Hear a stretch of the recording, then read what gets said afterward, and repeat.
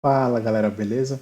Alberto Monteiro aqui e hoje nesse vídeo estou aqui para falar um pouco sobre esse vídeo do Balta que ele fez sobre algumas respostas que todo dev.net deve saber responder, né? Ele separou em categorias onde um estagiário, um júnior, um pleno e um sênior tinham que saber responder. Então vale muito a pena vocês darem uma olhada nesse vídeo aí, é bem bacana. E aí vocês aproveitarem para se preparar para outras respostas que tem. Então, sem mais delongas, vamos lá a algumas perguntas que ele fez que eu selecionei aqui para poder responder.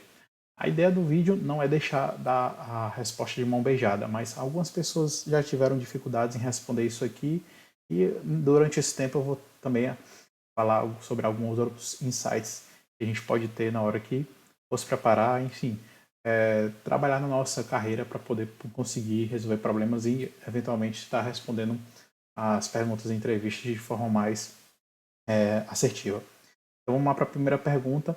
Ele começa com o nível estagiário, né? E ele pergunta: o C Sharp é uma linguagem tipada, compilada e gerenciada. E o que é que tudo isso significa? Bom, então vamos lá por partes. O que é que significa que é uma linguagem tipada?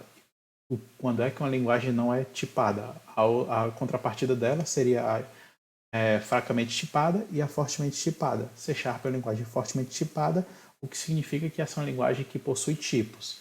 Então, os valores que são manipulados dentro da linguagem C Sharp possuem tipos, e esses tipos são fixos. Então, uma vez que eu declarei uma variável que é do tipo inteira, ela só guarda valores inteiros e não pode ser guardar um valor string e assim por diante. A parte compilada, o que quer dizer que é uma linguagem compilada? A linguagem é compilada quando existe um outro processo, um compilador, que vai ler o seu código-fonte e vai gerar um executável ou um binário, enfim, um outro recurso, um outro asset, e esse asset pode então ser executado por um runtime ou diretamente pela máquina, diferente de outras linguagens que são interpretadas, ou seja, o código dessa linguagem vai ser lido no runtime durante a execução e vai ser executado durante esse momento. Então, exemplos de linguagem interpretada seriam Python, Ruby e C Sharp teria como a questão compilada. Essa é uma pergunta um pouco tricky porque o C Sharp ele é tanto compilado quanto ele é interpretado. E aí depois a gente pode chegar mais nesse assunto. E o que quer dizer que ela é gerenciada? Dizer que ela é gerenciada significa que a gente não tem que lidar com a liberação dos recursos em memória que a gente criou. Então, uma vez que a gente cria um novo objeto, a gente não tem a necessidade de fazer a liberação desse objeto em memória, porque existe um ator que vai cuidar disso aí. Esse ator é o garbage collector, que é o coletor de lixo que a gente tem em linguagens como C Sharp e Java. Então, beleza? Respondido, vamos para a próxima. O que é IL? Intermediate Language. Esse foi até um ponto onde eu entrei um pouco em desacordo com ele, porque talvez um estagiário tenha um pouco de dificuldade de responder isso aí, até porque eu já vi outras pessoas que já têm uma boa experiência em C Sharp, né, .NET, e não sabem responder isso aqui. Bom, Intermediate Language é a linguagem intermediária, como o nome diz, e é gerada a partir do compilador do C Sharp. Então, o compilador do C Sharp vai ler o código C Sharp e o output dele, o que ele vai gerar, vai ser um outro recurso, onde esse recurso vai ter definido o Intermediate Language. Então, vai ser um binário com Intermediate Language definido. E quem consegue ler esse Intermediate Language e fazer a interpretação dele é o CLR, que é o Common Language Runtime do .NET, e esse código vai ser convertido para código de máquina pelo JIT, né, que é o Just in Time. Então, por isso que eu falei que o lance do C Sharp ser compilado é um pouco tricky, né?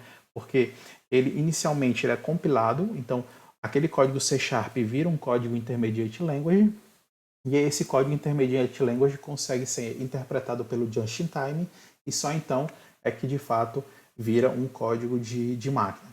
Então, tem essa aqui, você tem que entender que tem esses passos assim. O código C Sharp não vira código de máquina diretamente. Ele vai passar por esse passo de Intermediate Language durante esse processo. As novas versões do .NET Core e tal vêm trabalhando um pouco com o .NET Core Native, que traz essa questão de você conseguir usar o C Sharp de forma direta, né, sem você ter que ter a parte do .NET instalado. Você tem algumas formas de fazer o deploy de toda a sua aplicação .NET Core levando junto o runtime, junto com o .NET, e também tem outras formas, outras flags que você pode passar para ele criar um exe único com tudo isso aí, inclusive já também rodando algumas partes de ahead of time, né? Fazendo a compilação desse cara para código de máquina logo de cara. Então, existe um trabalho bem grande nisso aí, até porque isso é bastante utilizado no Mono e no Xamarin também. Então, existe essa coisa, se você quiser pesquisar sobre isso, vale a pena dar uma olhada. Bom, o que são built-in types? Built-in basicamente é aquilo que está construído dentro, já é alguma coisa nativa. Então, built-in types são todos os tipos que já são nativos daquela plataforma, daquela linguagem que você está utilizando. E aí, os built-in types são string, int, decimal, datetime, enfim, tudo que já está disponível para você utilizar com o .NET ali sem precisar fazer nenhuma alteração. Então, basicamente, os built-in types são os tipos que já são disponíveis dentro da plataforma sem a necessidade de instalar nenhum terceiro. Próximo passo. O que são namespaces? Bom, em C Sharp namespaces você pode imaginar como caixinhas e você vai poder organizar seus tipos ali dentro. Então, namespaces são espaços nomeados, onde esses espaços nomeados podem ter várias classes, structs, dentro delas para ficar organizado de uma forma mais adequada que você achar. E esse namespace não obrigatoriamente precisa estar no mesmo arquivo, então você pode ter o mesmo namespace em arquivos diferentes, isso também é perfeitamente possível, tanto é que, por exemplo, você pode estar fazendo um projeto do zero e criar um namespace chamado system, que é o que é definido por padrão na base library do .NET, e criar uma classe lá dentro. E aí, automaticamente, essa sua classe vai estar no namespace system. Isso não é uma boa ideia, mas, enfim, basicamente, o que são namespaces é isso. Bom, .NET, o que é .NET? .NET é todo um ecossistema, uma plataforma de desenvolvimento, e dentro dele existem várias coisas. A gente tem a parte do .NET Core, a gente tem parte de Xamarin, a gente tem as linguagens suportadas por .NET, C Sharp, Visual Basic, F Sharp, provavelmente entre outras. Nós temos a parte do CLR, que é o Command Language Runtime. Então, o .NET ele é uma plataforma que tem muitas coisas dentro dele. Tem as linguagens, tem os frameworks, tem a Base Library, tem mecanismos para você construir aplicações mobile, desktop, web, e, enfim, etc. Então, .NET hoje ele é um negócio muito grande e ele serve para você construir diversas coisas. Bom, agora a gente já entra nas perguntas de Júnior e aí vamos lá para a primeira. O que são classes e o que são objetos e qual é a relação entre eles? A gente tem que dividir a aplicação em dois momentos para poder responder essa pergunta. Que é a aplicação em modo de desenvolvimento, que é enquanto eu estou ali digitando o código na minha IDE, no meu editor de texto, e a aplicação quando está em execução. A classe é o trecho de código que você escreve, que define a classe e o comportamento e o que ela vai ter de estado, suas propriedades, seus métodos, entre outros membros que podem ter, como eventos, enfim. Então, a classe é aquele trecho de código que você definiu. O objeto, ele já está na outra área que a gente dividiu. A gente dividiu a aplicação em dois momentos, a parte de desenvolvimento e a parte de runtime enquanto ela está rodando. O objeto é a materialização daquela classe em memória. Então, é o objeto vivo que está dentro da tua aplicação que está rodando nesse exato momento. Então, quando você instancia uma classe, você está criando um objeto. E a relação entre eles é que o objeto é exatamente a materialização, ou seja, é como se você estivesse dando vida àquela trecho de código, aquele texto ali que você escreveu que você acabou de definir uma classe. Então, classes e objetos é essa a ligação deles e o que eles são em cada um dos seus momentos. Então, por exemplo, você não tem classes em runtime. Você tem objetos em runtime. Você não tem objetos em desenvolvimento, você tem classes. Vamos para a próxima. O que são interfaces e qual a diferença entre a interfaces e classes abstratas? Bom, interfaces são também vistos como contratos e são uma forma de você definir com que uma classe tenha que ter determinada API. A API seria Application Interface, né? Então, é a interface que você vai lidar com aquela aplicação. E não veja interface como algo visual.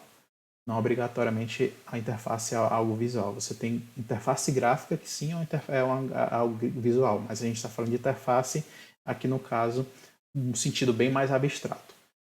E a classe abstrata, ela é uma classe abstrata, nem a interface, nem a classe abstrata, elas podem ser instanciadas, você não pode usar new nesses caras, e as classes abstratas, elas podem ter comportamentos definidos nela, e você pode fazer a sobrescrita nisso. Isso, há algum tempo, mudou no C Sharp. O C Sharp, se não me engano, na versão 8, ele passou a dispor de default implementations, interfaces. Então, na interface você pode fazer a implementação padrão, e aí você utiliza ela, e aí você pode utilizar ou sobrescrever ela nas suas classes. A grande questão é que da implementação padrão da interface, você só consegue usar aquele método se você estiver enxergando aquele objeto como aquela interface. Então, por exemplo, se você definir uma interface soma e nessa soma tem um método somar e você definiu o comportamento dele e a sua classe que implementa essa interface somador, implementa a interface soma, e você faz new somador, esse objeto que você acabou de criar, você não vai conseguir acessar o método somar, porque ele só vai estar visível se você, de fato, enxergar a classe somador como uma interface soma. E aí, a diferença entre a questão da classe abstrata e a interface, a gente vai na questão da orientação a objeto, onde no C Sharp não permite com que você tenha herança múltipla. Então, não posso herdar de várias classes ao mesmo tempo. Só posso herdar de uma classe em um único momento. E a questão da interface, eu posso sim implementar várias interfaces. Então, posso ter, por exemplo, 3 implementações de interfaces na minha mesma classe. Então, dessa forma, fica definido que a herança é só uma, então eu posso herdar de uma classe, mas posso implementar várias interfaces. Então, a gente tem essa diferenciação entre as interfaces e as classes abstratas. Vamos lá para a próxima pergunta. Explique os modificadores de acesso que temos em .NET. Se eu não me engano, os modificadores de acesso que a gente tem são 6. Eu não vou lembrar todos de cabeça, mas eu vou lembrar dos principais aqui e você acha que também tem que precisar lembrar desses principais. A gente tem um Public, Private, Protected e Internal. São esses os principais, na minha opinião. Tem os outros dois aí que eu realmente não vou conseguir lembrar de cabeça, mas é importante você saber para que cada um desses serve. Então, public já está dizendo, cara, é público. O privado também já disse que é privado, então você só consegue acessar aquele membro dentro daquela própria classe ou estrutura que você está fazendo. O protected agora permite que você acesse esse mesmo membro tanto na própria classe quanto nas classes que herdam dela. E o internal, ele é público dentro daquele assembly. Então, se você, por exemplo, na sua solution do Visual Studio, você tem 3 projetos, e aí no projeto A você criou uma classe que é internal, ela só vai ser conseguida, só vai poder ser visualizada dentro daquele projeto A ali. Ela é pública dentro daquele projeto. Os projetos B e C não vão conseguir enxergar elas, mesmo que você tenha colocado a referência àquele projeto A. Vamos lá, qual a finalidade do Virtual? O Virtual, a finalidade dele é para que você possa sobrescrever determinados comportamentos. Então você fez um método lá e aí numa classe A e você na classe B faz a herança da classe A. Por padrão, você não vai poder fazer a sobrescrita do método que tem a não ser que no método A você coloque o virtual. Então você vai agora poder fazer o override desse método dentro de B. Então o virtual permite que você faça essa sobrescrita dentro das classes que herdam da classe pai, né? Então o Virtual vai justamente permitir isso aí. E o que são Sealed Classes? O Sealed Classes, meio que o nome já diz, né, é uma classe selada e ele não permite com que nenhuma outra classe herde daquela classe. Então, por exemplo, você cria uma classe somador e aí você coloca ela como Sealed. Então, se você criar uma classe calculadora, aquela classe calculadora não pode fazer a herança da classe somador. Então, basicamente, o Sealed serve para isso. Então, é meio que o inverso do virtual ali, só que a nível de classe, né? Para bloquear toda a parte de sobrescrita, e como já que uma vez que essa classe não vai poder ser herdada por nenhuma outra. Bom, defina Solid. Eu não vou definir Solid aqui nesse vídeo, até porque vai ficar muito grande, mas tem muitos materiais aqui. Mas o que eu vou dizer aqui é que isso é muito importante para você saber como desenvolvedor.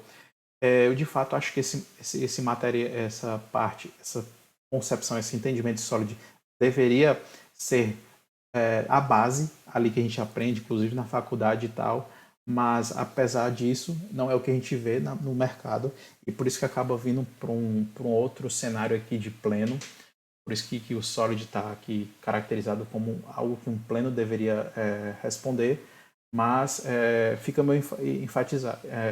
Estude sobre Solid. Veja, define cada um. Isso não é só mais uma siglazinha que você pode simplesmente ler ali. É importante você saber isso aí, porque se você realmente souber o que significa cada uma dessas letrinhas, com certeza você vai desenvolver um código melhor e mais manutenível. Vamos lá. Próximo passo. Cite 3 design parsing e quais os problemas eles resolvem. Também não vou me adentrar nesses 3 caras aqui, eu só quero fazer uma ponderação sobre isso. Para que você que não sabe onde fazer isso aí, pesquise sobre Gang of Four, que é a gangue dos 4 ali, né?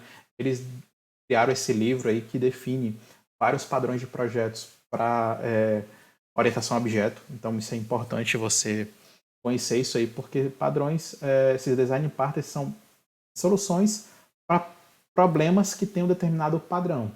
Então você vai conseguir de uma forma mais fácil já resolver esse problema por pessoas que já passaram por esses mesmos problemas. Então é importante você ter um conhecimento desses padrões. Outra coisa também importante é você não adquirir a doença paternite, que é eu fui lá, li o livro do Groff, aprendi todos os padrões e agora vou sair aplicando em tudo. Não, não é assim. Cada padrão serve para resolver um problema e não faz sentido você aplicar um padrão para resolver uma coisa que não deveria resolver. Você vai estar só complicando a sua vida. Então, vamos lá, próxima pergunta, pleno. Me fale o que você conhece sobre injeção de dependência. Add Scoped, Add Transit, Add Singleton. Vai depender bastante aqui esses nomes em questão vão depender bastante do sabor de container que você está utilizando. Então, por exemplo, para quem já usou Ninject, o Add Scoped seria outra coisa. E a questão base desses transiente e singleton vão ser bem comum entre os outros.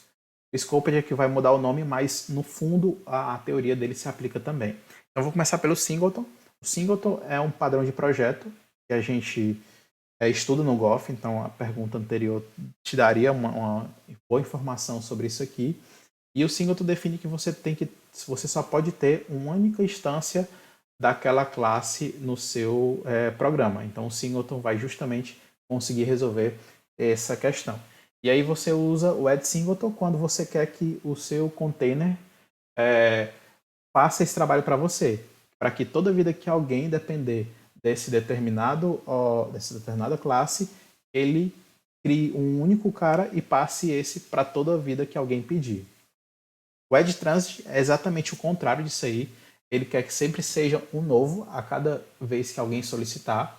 Então, por exemplo, se você tem 3 classes que dependem de uma determinada interface e você configurou ela como transiente, a cada uma dessas classes vai receber uma nova instância da classe que implementa essa interface.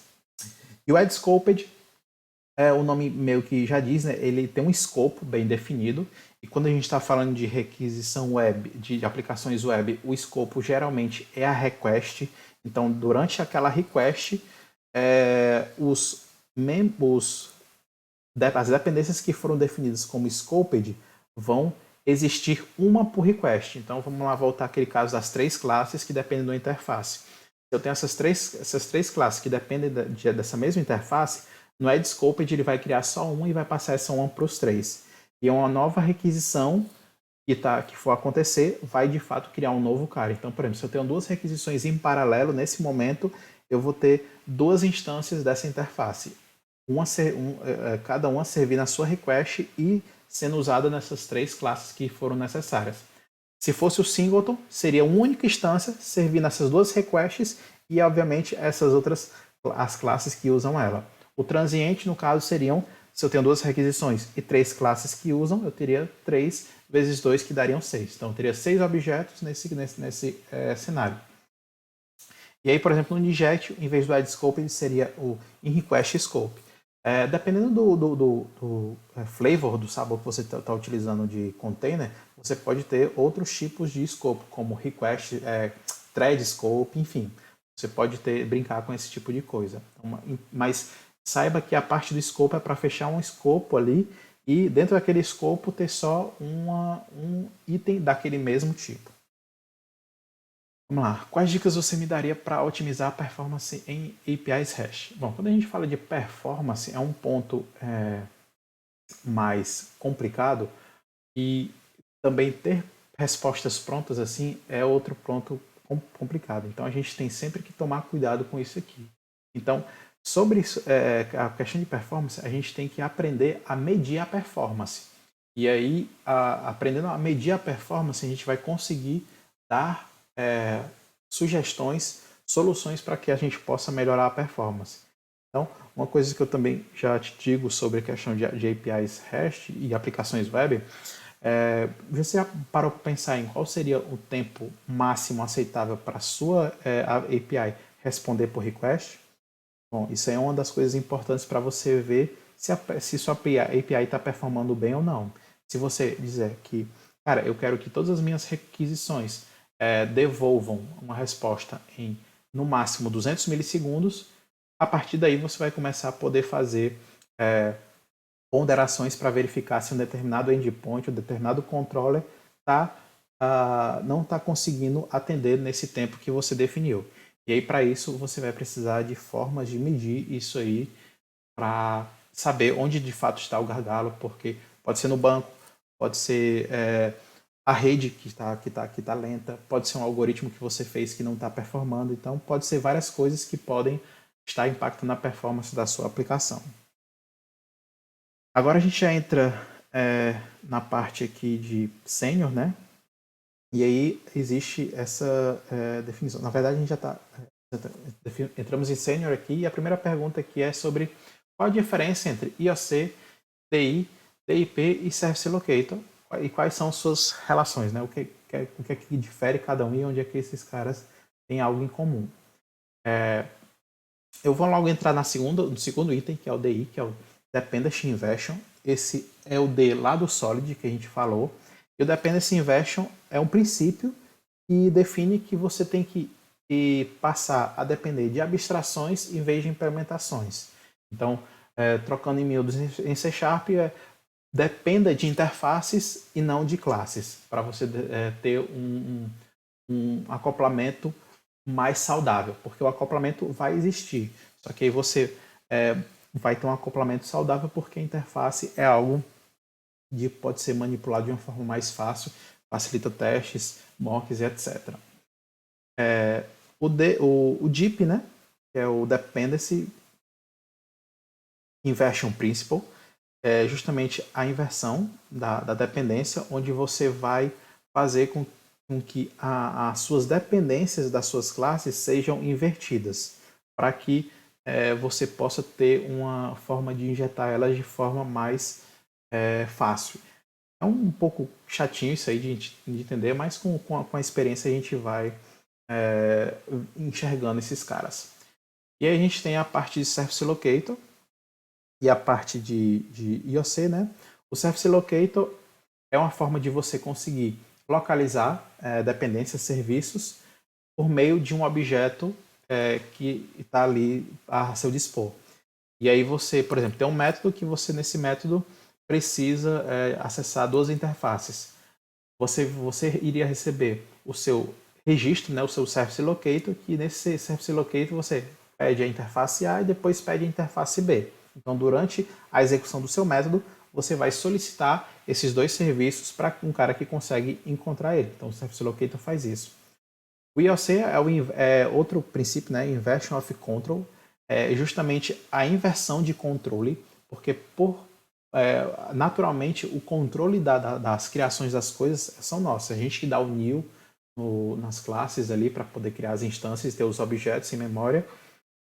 E aí o Inversion of Control vem justamente para poder fazer essa inversão de controle, para tirar esse controle do programador e deixar esse controle com outro cara. E aí é onde entram os containers de inversão de controle, que por padrão a gente já tem o do ASP.NET lá, temos o Simple Injector, temos o Inject, enfim, a gente tem várias opções disso aí dentro da plataforma .NET aí. Alguns nativos, outros da comunidade. E qual a diferença do Service Locator para a forma que a gente usa o IOC? A forma que a gente usa o IOC é a gente define as dependências das nossas classes via construtor. Então, as nossas classes já são criadas com as suas dependências em mãos e os seus métodos só fazem utilizar essas dependências. Diferente do Service Locator, que ela não vai ter essa dependência, a classe vai poder ser construída sem essas dependências da interface A e interface B, que a gente tinha dado no exemplo anterior. E durante a execução do método é que ele vai solicitar. Me deu a interface A e depois me dê a interface B. Existem os prós e contras de cada um, vale a pena você dar uma estudada para saber mais sobre isso aí, mas trocando em miúdos, basicamente é isso aí. Outra pergunta, ORM, micro-ORM, ADO puro, quando e onde usar cada um? Bom, o ORM é o objeto relacional, né, de mapeamento ali, como Entity Framework e NHibernate são as opções assim, mais conhecidas no .NET. Já em micro-ORM a gente tem ali a parte do Dapper e a ADO puro, enfim, é o ADO puro. A gente está falando aqui tudo sobre acesso a dados. E aí, quando usar cada um? A gente vem na escala aqui da esquerda para a direita de mais pesado, mas mais produtivo, e cada um desses pilares vai aumentando e outro reduzindo. Então, a produtividade cai do ORM para o micro-ORM e do ADO puro. Por que a produtividade cai? Porque existem várias coisas já programadas dentro do ORM para facilitar o acesso a dados, como a montagem das queries, a materialização dos dados, o track dessas informações e enfim, tudo isso aí vem de mão beijada, mas isso tem um custo. Tem um custo de performance, porque existem várias camadas de execução, de métodos, de classes que estão sendo chamadas para dar todo esse suporte para você.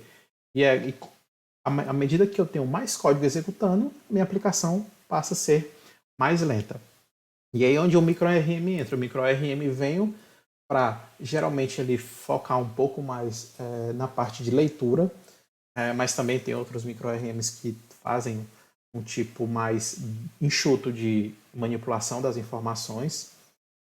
E o ADO puro é de fato a versão mais pura ali que você pode fazer a usar a manipulação de dados, trazer os dados, alterar eles, enfim, não tem nenhuma camada dentro desse cara, você já está ali de forma acessando diretamente o controle. E aí você, obviamente, pode escrever um código mais performático. Então, quando e onde usar cada um, a melhor resposta aqui seria em questão de eu realmente preciso de uma performance que a minha definição de API lenta está sendo quebrada, ou seja, vamos lá, você definiu que sua API tem que devolver em 200 milissegundos as suas 99% das suas requisições, a sua API tem que devolver em menos de 200 milissegundos. Se sua API está com essa métrica atendida, então você não precisa fazer alterações nela. Mas a partir do momento que você tem endpoints que estão passando desses 200 milissegundos, aumentando drasticamente para 1, 2, 3 segundos, aí é onde você entra e começa a fazer otimizações e utilizar essas outras opções um pouco menos mão na roda, né? Sim, porque você vai ter que trabalhar mais, mas em compensação ela vai te dar mais ganho de performance nessas questões. Então, é importante também você conhecer um pouco de cada ferramenta e saber como resolver e fazer tunagens nela, porque muitas vezes o problema que você está enfrentando de performance com o RM é mais por falta de conhecimento sobre como utilizar ele da melhor forma do que de fato ele de ser lento. Então é bom sempre ter em mente isso aí. Vamos lá, qual o seu checklist para garantir performance das suas APIs? Bom, esse aqui também é aquela pergunta mais complicada, né? Porque a gente tem que aprender que na nossa profissão tudo depende, né? Tem aquela bala de prata que vai resolver tudo. Então, uma coisa que a gente já falou, conversou aqui sobre isso nesse vídeo, é a questão do maior tempo de resposta aceitável. Vamos lá. Para mim, esse número mágico seria 200 milissegundos aí. E aí você pode definir para o seu cenário qual é. Pode ser 300, 400, 100. Enfim, por exemplo, o Stack Overflow, ele diz que as queries deles no banco de dados tem que devolver em 1 milissegundo. Se devolver em 2, já está começando a ficar muito lento. Então, cada um vai com as suas necessidades. Você tem que analisar o seu negócio e se isso atende e vai gerar valor de negócio de forma otimizada. E aí, para falar de performance, a gente precisa de informações. Para isso, é importante a gente, por exemplo, usar APMs, né, que é Application Monitoring, para a gente fazer monitoramento das nossas aplicações e saber como de fato elas estão performando. Então, uma das coisas que eu dou como exemplo é o uso do Application Insights, que ele vai ficar monitorando a sua aplicação em runtime e vai te dar várias métricas e insights que você pode utilizar na hora de realizar melhorias de performance na sua aplicação. Outro cara também que a gente pode utilizar seria, por exemplo, o Dot-Trace, onde o Dot-Trace é uma ferramenta da JetBrains, mas existem outras ferramentas com esse mesmo intuito, e você vai colocar ele dentro da sua aplicação, ele vai conseguir fazer trace dentro da sua aplicação. Existe também uma forma de visualização onde ele consegue dizer quanto tempo gasta cada método dentro de uma determinada execução, a classe todo, e ele pode te dizer onde é que estão os hot points, os bottlenecks, né, os gargalos ali de performance. Então, são ferramentas que você pode utilizar para estar trabalhando na performance das suas APIs. Então, assim, também não tem resposta pronta, mágica, que a questão é que você precisa conhecer coisas e ferramentas que vão te ajudar a trabalhar nessa questão de performance. Bom, galera, o vídeo ficou bem grande aqui, já tem mais de 30 minutos aqui que a gente está falando sobre isso aí, mas a ideia aqui não é deixar, dar de mão beijada as respostas, é mais para a gente trocar essa ideia, mas fica a questão de estudem, amadureçam esses conhecimentos, expandam os seus horizontes, conheçam as outras coisas, porque tudo isso aí vai ser importante, porque em algum determinado momento você pode se deparar com um problema e o fato de você não ter pesquisado, não ter se adentrado mais profundamente em um determinado assunto, vai te deixar na mão e você não vai conseguir trazer uma solução bacana para aquele problema. Bom, enfim, galera, se você ficou com alguma dúvida, pode perguntar aí no vídeo, ou vai lá no do Balto e pergunta também. E é isso aí. Espero que vocês tenham gostado. Até o próximo vídeo.